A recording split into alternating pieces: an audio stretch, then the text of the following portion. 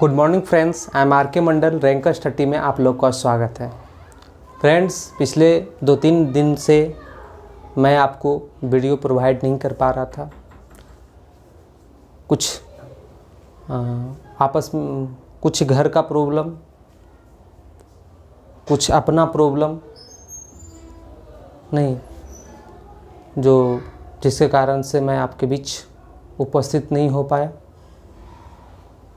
कोई बात नहीं, अब मैं आपके बीच लगातार वीडियो देते रहूँगा, ठीक है। तो चलिए, जहाँ तक ज्ञातव्य है कि पिछले वीडियो में मैंने आपको समांतर चतुर्भुज के बारे में डिस्कस किया था। आज हम लोग समचतुर्भुज के बारे में डिस्कस करेंगे, जिसको बोलते हैं आप रोहम्बस, ठीक है। तो आज हम लोग डिस्कस करते हैं समचतुर्भुज, ठीक है। हमारा टॉपिक्स जो हो गया वो हो गया समचतुर्भुज। समचतुर्भुज, ठीक है, इसको बोलते हैं रोहम्बस।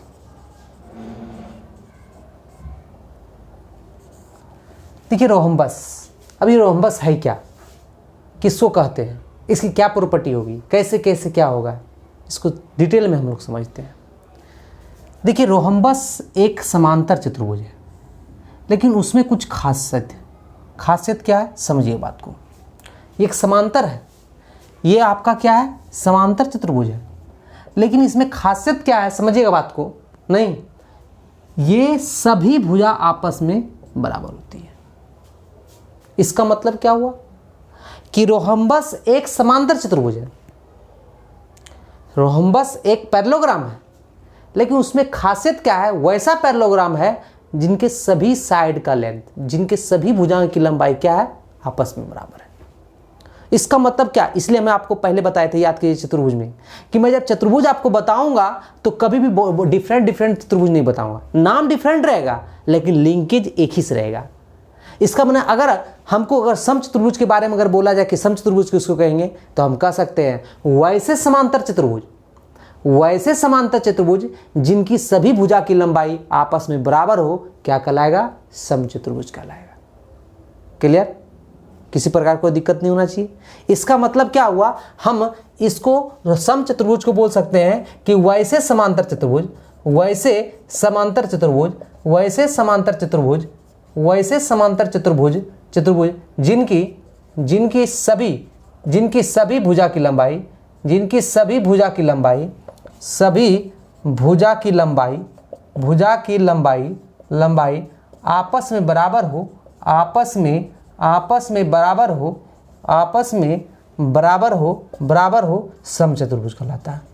समचतुर्भुज कहलाता है, ठीक है। अब देखिए डैट करके आप इसको ये भी बोल सकते हैं, चूंकि ABCD एक पैरेललोग्राम है तथा आप कह सकते हैं कि AB equal to BC equal to CD equal to DA, इसलिए आप कह सकते हैं कि इस पैरेललोग्राम ABCD, पैरेललोग्राम समांतर चतुर्भुज ABCD एक समचतुर्भुज होगा, एक समचतुर्भुज होगा। तो आपने क्या देखा था, आप ये देखिए कि आमने सामने की भुजा अगर समांतर और समान था तो समांतर चतुर्भुज हो गया, लेकिन अगर सभी भुजा की लंबाई अगर बराबर हो समांतर चतुर्भुज में, तो उसको क्या बोलेंगे, समचतुर्भुज। इसलिए हम लोग समचतुर्भुज का क्या डिफिनेशन देंगे, वैसे समांतर चतुर्भुज। इसका मतलब क्या हुआ कि सारे समचतुर्भुज समांतर चतुर्भुज हो सकते हैं, लेकिन सारे समांतर चतुर्भुज समचतुर्भुज नहीं हो सकते। इसका मतलब क्या हुआ, आप क्लियर एक वर्ड में बोल सकते हैं कि समचतुर्भुज समांतर चतुर्भुज हो सकते हैं, लेकिन समांतर चतुर्भुज समचतुर्भुज नहीं हो सकते। एक ही कंडीशन में होगा, जब सभी भुजा बराबर हो तो उसको समचतुर्भुज बोलते ही है। क्लियर, इसका मतलब वही चीज हम लिखा है, वैसे समांतर चतुर्भुज जिनकी सभी भुजा की लंबाई आपस में बराबर हो, समचतुर्भुज कहलाता है। क्या कहलाता है, समचतुर्भुज कहलाता है, रोहम्बस कहलाता है, इंग्लिश बोलते हैं रोहम्बस, ठीक है। उसी लिखे, चूंकि ABCD एक पैरेललोग्राम है और तथा AB बराबर BC बराबर CD बराबर DA है, इसलिए पैरेललोग्राम ABCD को हम समचतुर्भुज, पैरेललोग्राम ABCD एक समचतुर्भुज होगा। क्लियर, यहाँ तक पता चल गया कि समचतुर्भुज किसको बोलते हैं। नहीं, तो इसको फटाफट आप उठा लीजिए, उतार लिए। चलिए आगे बढ़ते हैं हम लोग, इसको मिटा दें।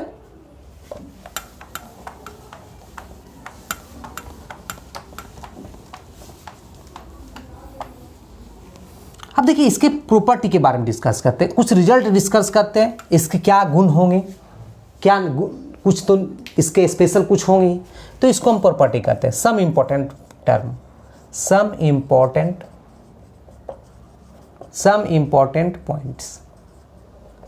इंपॉर्टेंट पॉइंट, कुछ महत्वपूर्ण तथ्य को देख लेते हैं कि समचतुर्भुज में क्या होगा। नहीं तो पहला टर्म तो हम लोग देख ही लिए कि इसकी सभी भुजा की लंबाई क्या होंगे, आपस में बराबर होंगे। नहीं, ये चीज तो हम लोग डिफिनेशन में ही देख लिए। अब ध्यान देंगे थोड़ा सा। अब देखिए बात रही, हम विकर्ण की बात करते हैं, तो क्या आपको लग रहा है कि ये विकर्ण एक दूसरे को बराबर होगा? नहीं होगा, क्योंकि जैसे ये समांतर चतुर्भुज है तो विकर्ण बराबर नहीं होगा, क्योंकि हमको ये नहीं दिया है। विकर्ण बराबर का मतलब क्या हुआ कि ये दोनों क्या हो गया, कंग्रुएंस होना चाहिए, क्योंकि ये जो है ये जितना होगा उतनी ये होगा। कब होगा? सपोज डेट, इसका मतलब क्या हुआ, अगर यहाँ 90 बनता और अगर यहाँ 90 बनता तो ये विकर्ण हो जाता और ये कर्ण हो जाता और ये कर्ण हो जाता, दोनों कर्ण बराबर करते। लेकिन ऐसा कुछ तो दिया हुआ है, एंगल तो अलग अलग है, तो एंगल अलग है तो कर्ण विकर्ण कैसे बराबर होगा? इसका मतलब क्या हुआ, हम ये कह सकते हैं कि समांतर चतुर्भुज याद कीजिए कि विकर्ण आपस में बराबर नहीं होता था, और सम चतुर्भुज बोल सकते हैं कि इनके विकर्ण आपस में बराबर नहीं हो सकते। नहीं तो इसको लिखिए, नहीं कि सम चतुर्भुज, नहीं इसके विकर्ण आपस में बराबर नहीं होती है, आपस में बराबर लंबाई की नहीं होती है, बराबर लंबाई की नहीं होती है। क्लियर? यहां तो देख लिए हम लोग। अब यहां से ये देखना है क्या विकर्ण फिर बराबर क्षेत्रफल में बांटेगा क्या? देखते हैं हम लोग थोड़ा सा। नहीं देखिए, तो विकर्ण देखिए यहां से अगर मान ली इस पैरेललोग्राम है, पैरेललोग्राम पहले पैरेललोग्राम था, तो अगर हाइट यहां भी अगर हम ड्रा करते हैं तो इस त्रिभुज के लिए भी हाइट यही रहेगा, इस त्रिभुज के लिए भी हाइट यही रहेगा, मतलब बेस भी समान, क्योंकि सभी भुजा समान है, बेस समान, हाइट समान, इसका मतलब क्षेत्रफल भी समान। तो इसके विकर्ण भी समचतुर्भुज को दो बराबर भागों विभक्त करेगी, क्योंकि समांतर चतुर्भुज तो विभक्त विकर्ण करना ही है। लेकिन अब इसके बाद भी कुछ देखना है, बात समझिए बात को। अब देखिए अगर इसको छोड़ दीजिए आप, नहीं इसको छोड़ दीजिए और इस छोटा छोटा पार्ट में हम लोग देखते हैं, छोटा छोटा पार्ट में देखिए अगर बात किया जाए, इस दोनों को बात करते हैं हम लोग, ठीक है। तो सबसे पहले देखिए ये भुजा के बराबर, ये जितना होगा उतने ये होगा और ये जितना होगा उतने ये होगा। इसका मतलब ये दोनों क्या हो गया, ए से दोनों क्या हो गया, सर्वांगसम हो गया। जब सर्वांगसम हो गया इसका मतलब जितना ये होगा उतने ये होगा और जितना ये होगा उतने ये होगा। इसका मतलब क्या हुआ, इसके विकर्ण एक दूसरे को समान अनुपात में विभाजित करती है। नहीं तो कह सकते हैं इसके विकर्ण एक दूसरे को क्या करती है, बराबर भाग में विभाजित करती है। ठीक है, अगर बराबर भाग में विभाजित कर दिया, बात समझिएगा, इसका मतलब क्या हुआ, जितना ये होगा उतने ये होगा। ये दोनों में, इस त्रिभुज और इस त्रिभुज में दोनों में ये उभयनिष्ठ, ये भुजा, और ये जितना है उतना ये है। इसका मतलब क्या हुआ, S S S S S S, दोनों त्रिभुज क्या हो गया, फिर कंग्रुएंस हो गया। अब देखिए ये विकर्ण बराबर भाग में बांट रहा था और फिर अब इसमें भी दो टुकड़ा हो गया। इसका मतलब क्या हुआ, हम कह सकते हैं यहां क्या कह सकते हैं कि समचतुर्भुज के विकर्ण एक दूसरे को चार छोटे क्षेत्रफलों में, चार छोटे छोटे त्रिभुजों के क्षेत्रफलों में, चार छोटे छोटे क्षेत्रफलों में क्या करती है, विभाजित करती है। चार छोटे छोटे समान क्षेत्रफलों में क्या करती है, विभाजित करती है। इसका मतलब जितना एरिया इसका होगा उतने एरिया इसका होगा, उतने एरिया इसका होगा, उतने एरिया इसका होगा। क्लियर? इसका मतलब क्या हुआ कि नेक्स्ट पॉइंट आप लिख सकते हैं कि इसके, सबसे पहले लिखेंगे कि इसके विकर्ण एक दूसरे को समान अनुपात में विभाजित करती है, समान अनुपात में विभाजित करती है, अनुपात में विभाजित करती है। अनुपात में विभाजित करती है। अब देखिए नेक्स्ट पॉइंट क्या देखें कि इसके विकर्ण नहीं, चार समान छोटे छोटे त्रिभुज के क्षेत्रफलों में विभाजित करती है। नहीं लिखिएगा, इसके विकर्ण चार छोटे छोटे समान क्षेत्रफलों में विभाजित करती है।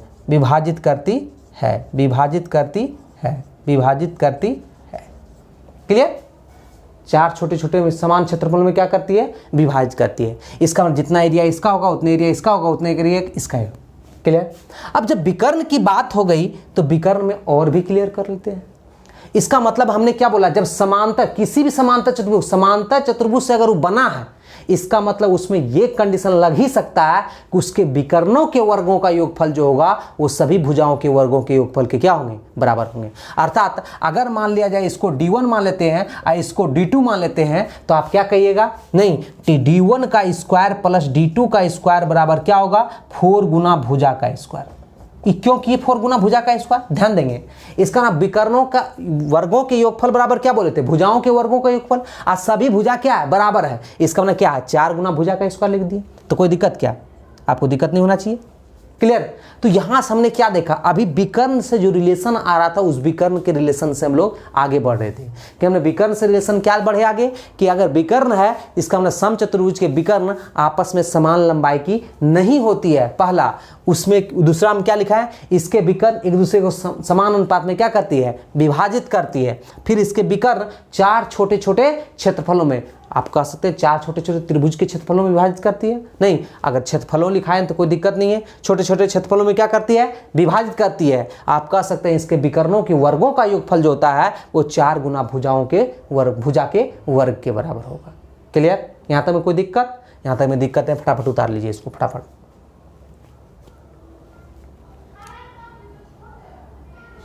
आगे बढ़े, चलिए अब हम लोग आगे बढ़ते हैं। विकर्ण से रिलेटेड ले लिए हम लोग।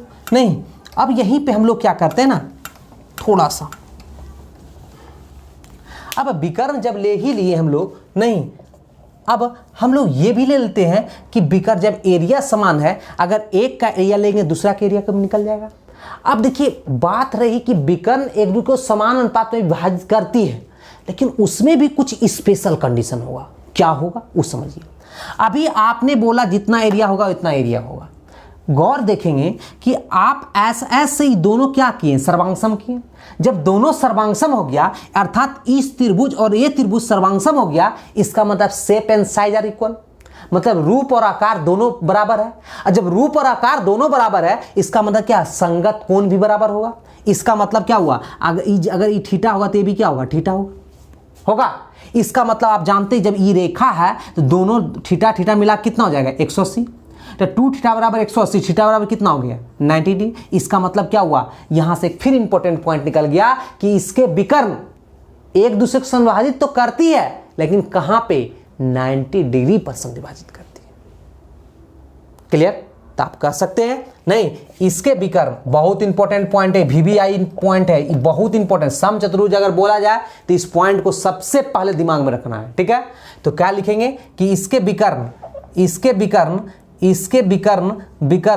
दूसरे को, इसके विकर्ण एक दूसरे को 90 डिग्री पर प्रतिच्छेद करती है। क्लियर? अब यहां से हम लोग देख लिए 90 डिग्री प्रतिच्छेद किया। अब जब 90 डिग्री पर प्रतिच्छेद कर गया तो आपके दिमाग में ये सड़क रहा होगा कि अगर ये 90 हो गया, ये मेरा 90 हो गया, इसका मतलब ये क्या हो गया? समकोण त्रिभुज हो गया। और अभी आप तुरंत बोले विकर्ण जो है वो समान अनुपात में बांटा है और इसको आपने बोल दिया क्या? D1 बोले हैं क्या? D1। इसका मतलब यहां से यहां कितना हो जाएगा? D1/2। और यहां से यहां कितना हो जाएगा? ये पूरा D2 है तो यहां से यहां कितना हो जाएगा? D2/2 होगा, D2/2। और अगर ये राइट एंगल ट्रायंगल है, ध्यान देंगे राइट एंगल, इसको ओ मान लीजिए, राइट एंगल ट्रायंगल है तो त्रिभुज AOB का क्षेत्रफल बराबर क्या होगा? हाफ गुना आधार गुना ऊंचाई, अब इसका मतलब हाफ गुना आधार, आधार मेरा क्या होगा यहाँ से यहाँ, इसका मतलब क्या होगा d2/2, d2/2 और इंटू ऊंचाई क्या है इसके लिए d1/2। कोई भी इसको आधार लीजिएगा तो इसको ऊंचाई ले लीजिएगा, इसको आधार लीजिएगा तो इसको ऊंचाई ले लीजिएगा। क्लियर? आप इसको मल्टीप्लाई कीजिए, देखिए क्या होगा d1 गुना d2 बाय कितना 8। ये एक त्रिभुज का क्षेत्रफल निकला। अगर ये 4 से गुना कर दे टोटल क्या हो गया, समचतुर्भुज का क्षेत्रफल निकल जाएगा। इसका मतलब 4 से गुना करेंगे तो आप कह सकते हैं, क्या कह सकते हैं कि चतुर्भुज ABCD का क्षेत्रफल बराबर आप कह सकते हैं, क्या कह सकते हैं 4 गुना त्रिभुज AOB का क्षेत्रफल। इसका मतलब क्या हो गया, नहीं या इसका मतलब आप क्या लिखेंगे 4 गुना d1 गुना d2 बटा कितना 8 और इसको काटिएगा कितना होगा 2। इसका मतलब आप कह सकते हैं हाफ गुना d1 इंटू d2। और यही चीज को आप हमेशा रटते हैं और कहते हैं कि समचतुर्भुज का क्षेत्रफल जो होता है वो हाफ गुना विकर्णों का गुणनखंड होता है। देखिए हाफ गुना d1 इंटू d2 हुआ क्या, नहीं। तो आपने क्या देखा कि अगर समचतुर्भुज की बात बोला जाए तो सबसे इंपॉर्टेंट पॉइंट क्या बना मेरा कि इसके विकर्ण एक दूसरे को 90 डिग्री पर क्या करती है, प्रतिच्छेद करती है, समद्विभाजित भी करती है, क्योंकि इसके पहले लिखा चुके हैं इसलिए ये वर्ड को नहीं बोलना चाह रहे हैं, ठीक है। तो एक दूसरे क्या करती है 90 डिग्री पर क्या करती है, प्रतिच्छेद करती है, समद्विभाजित करती है। और वहां से यहां देखिए कि हम लोग ये बता सकते हैं कि समचतुर्भुज की बात अगर होगा तो उसका क्षेत्रफल क्या लेंगे, हाफ गुना विकर्णों का गुणनखंड, अर्थात हाफ गुना d1 इंटू d2। कोई दिक्कत यहां तक में नहीं, इसको उतार लीजिए फटाफट।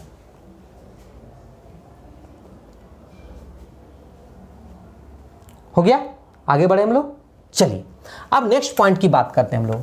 जब क्षेत्रफल की बात कर लिए तो हम लोग परिमाप की भी बात कर लेते हैं हम लोग, नहीं क्षेत्रफल की बात कर लिए तो हम लोग परिमाप की बात कर लेते हैं। इसको फ्रेश बना लेते हैं थोड़ा सा।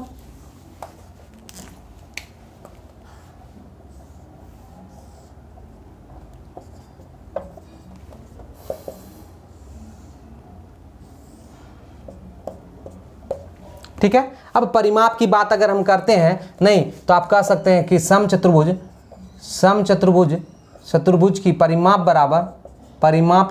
बराबर 4 गुना कितना भुजा, नहीं लेंथ ऑफ बाउंड्री, चारों भुजा बराबर है तो आप लिख सकते हैं 4 गुना क्या भुजा। अब आते आगे, नहीं आगे अगर इसकी बात हम करते हैं, क्षेत्रफल की होगी, परिमाप की बात होगी, तो हम ये कह सकते हैं कि जब ये समांतर चतुर्भुज था और उससे बना था तो इसका भी सम्मुख कोण क्या होगा, बराबर होगा। और इसमें भी क्या होगा, दो लगातार कोणों का योग कितना होगा, 180 डिग्री होगा। तो आप लिख सकते हैं, नहीं तो कैसे लिख सकते हैं, इसके सम्मुख कोण, इसके सम्मुख कोण का मान, इसके सम्मुख कोण का मान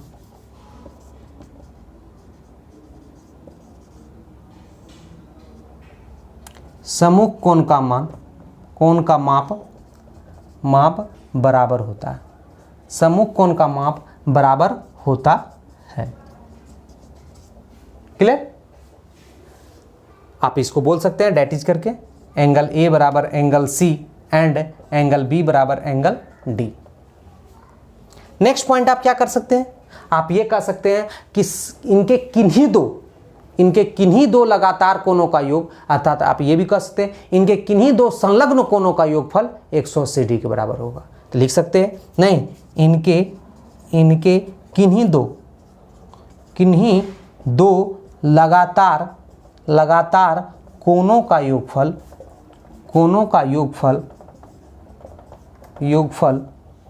180 डिग्री के बराबर होता है, बराबर 180 डिग्री के बराबर होता है। ठीक है, इसका पॉइंट हम आगे लिख देते हैं। ठीक है, डेट इज करके आप लिख सकते हैं, डेट इज करके क्या लिख सकते हैं, angle A plus angle B बराबर angle B plus angle C बराबर angle C plus angle D बराबर angle D plus angle A बराबर कितना 180। माने किन्हीं दो लगातार कोणों का योग कितना हो जाएगा, 180 डिग्री के बराबर होगा। क्लियर?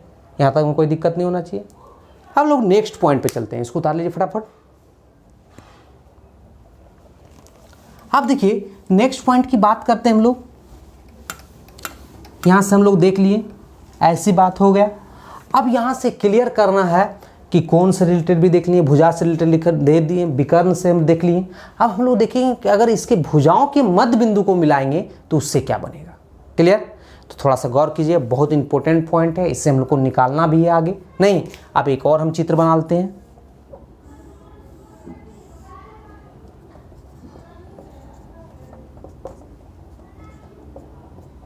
हमने ले लिया यहां पे पॉइंट, ठीक है, हम यहां ले लिए क्या, यहां पे ले लिए P, यहां पे Q, यहां पे R, यहां पे S। अब इसको मिलाएंगे, उसके बाद देखेंगे क्या बनेगा। क्लियर? यहां से आइएगा थोड़ा सा।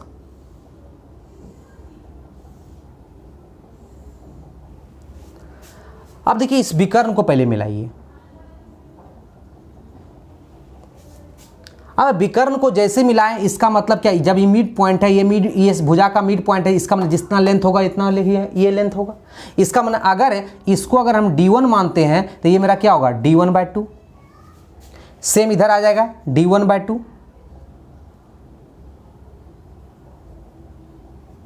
D1/2।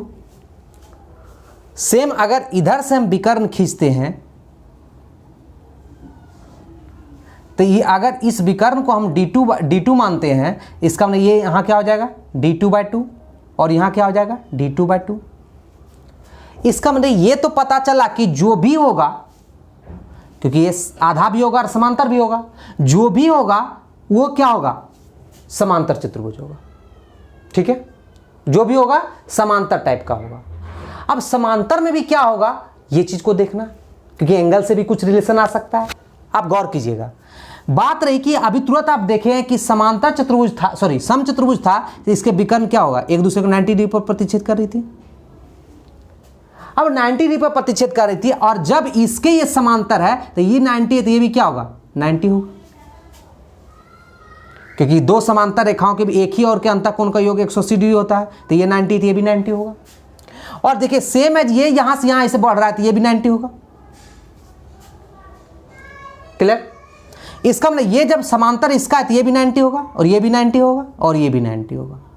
इसका मतलब क्या देखिए आप, इसका मतलब यहां से ये देखे कि जब सभी भुजा बराबर भी नहीं था, इसका देखिए D2/2 है, यहाँ D2/2 है, यहाँ D1/2 है, यहाँ D1/2 है। इसका मतलब यहां क्या पॉइंट निकला कि सम चतुर्भुज की भुजाओं के मध्य बिंदु को मिलाने पर बना चतुर्भुज वो क्या कहलाएगा, वो आयत कहलाएगा। क्या कहलाएगा, आयत। इसका हमने आयत में क्या एक स्पेशल गुण देखे, स्पेशल देखे कि समांतर चतुर्भुज था, लेकिन उसमें एक स्पेशल गुण क्या था कि प्रत्येक कोण क्या था, 90 डिग्री था। प्रत्येक कोण क्या हो रहा था, 90 डिग्री हो रहा था। नहीं तो हम लोग क्या देख लिए यहाँ पे, नेक्स्ट पॉइंट देख लिए क्या, इसके भुजाओं, नहीं इसके भुजाओं, इसके भुजाओं, इसके भुजाओं के, इसके भुजाओं के मध्य बिंदु, इसके भुजाओं के मध्य बिंदु, मध्य बिंदु, बिंदुओं, मध्य बिंदुओं को मिलाने पर, मिलाने पर, मिलाने पर बना, बना चतुर्भुज, बना चतुर्भुज आयत होता है, आयत कहलाता है, आयत कहलाता है। क्लियर? यहां से हम लोग देख लिए कि सम चतुर्भुज की भुजाओं के मध्य बिंदु को मिलाने पर बना चतुर्भुज क्या कहलाएगा, आयत कहलाएगा। अब यहां से हम लोग सम चतुर्भुज को छोड़ देंगे, अब हम किस पॉइंट पे चलेंगे, तो आयत, जो सबसे इंपॉर्टेंट माना जाता है। और जिस जानते हैं कि आयत किसको बोलेंगे, तो आप समझ गए कि वैसा समांतर चतुर्भुज जिनके प्रत्येक कोण का माप 90 डिग्री के बराबर होना चाहिए, प्रत्येक कोण का माप 90 डिग्री के बराबर होना चाहिए, उसको हम लोग क्या बोलेंगे, आयत बोलेंगे। तो अब देखते हैं, यहां तक अब हम रहने देते हैं। यहां मेरा क्या है, सम चतुर्भुज क्या हो गया, इंड हो गया। और कल का टॉपिक्स जो रहेगा वो कल का टॉपिक्स क्या रहेगा, तो कल देखेंगे हम लोग कि कैसे आयत को डिस्कस करते हैं। नहीं तो हम लोग का कल का टॉपिक जो होगा वो क्या होगा, आयत, जो इंग्लिश में बोलते हैं इसको रेक्टेंगल। क्या बोलते हैं, रेक्टेंगल। ठीक है, तो रेक्टेंगल का अगर मान लिया जाए, अभी बोल दिया जाए कि डिफिनेशन इसको क्या बोलेंगे, तो वैसे समांतर चतुर्भुज, रेक्टेंगल क्या बोलेंगे, वैसे समांतर चतुर्भुज जिनके प्रत्येक कोण की माप 90 डिग्री के बराबर हो, क्या कहलाएगा, आयत कहलाएगा। उसके आगे फिर देखेंगे उसका क्या प्रॉपर्टी होगा, कैसे रिजल्ट आएंगे, क्या आएगा क्षेत्रफल, क्या परिमाप होगा, सारी चीज को हम लोग देखेंगे। ठीक है, तो फिलहाल आप लोग मेरे वीडियो को हम हमेशा कहते हैं आपको कि मेरे वीडियो को अपने फ्रेंड के बीच ज़रूर शेयर कीजिए, नहीं, और आप शेयर करेंगे आपको भी लाभ होगा, हमें भी लाभ होगा, और हमें लाभ होगा तो आपको लाभ होना ही होगा। ठीक है, तो चलते हैं, आज यहीं हम रहते हैं, फिर हम मिलते हैं अगले दिन। Thank you. जय हिंद, जय भारत।